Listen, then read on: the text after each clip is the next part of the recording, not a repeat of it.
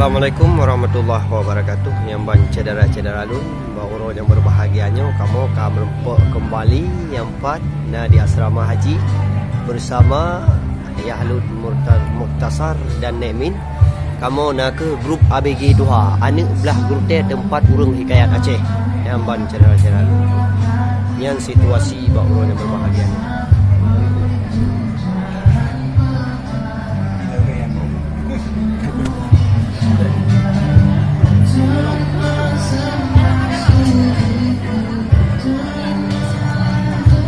Yang banjir lalu nyawa yang empat tengok gedut martabak nepreh ada gedak-gedak kopi raya.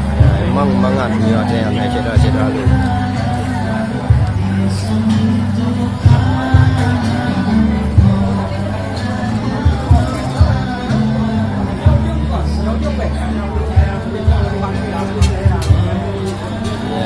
Penikmat kopi. Ajak Pak Tolong saya aja kopi. Wahai lagi cukup merata. Menyokak kenang.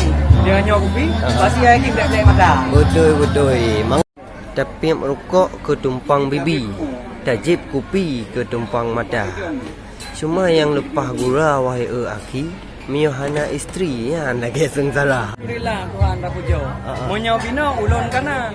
Man yang urang tanyang pakai bahan bago. Puan nak bina kamu dua. Sudah malam bintang berseri yang menerangi semeluh cahaya.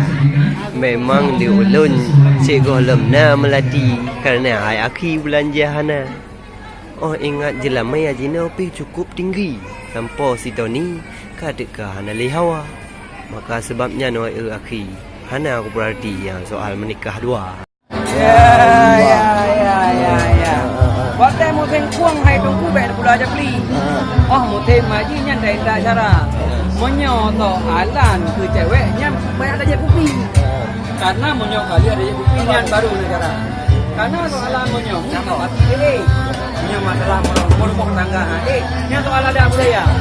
Monyo perkara agama di mudah negara.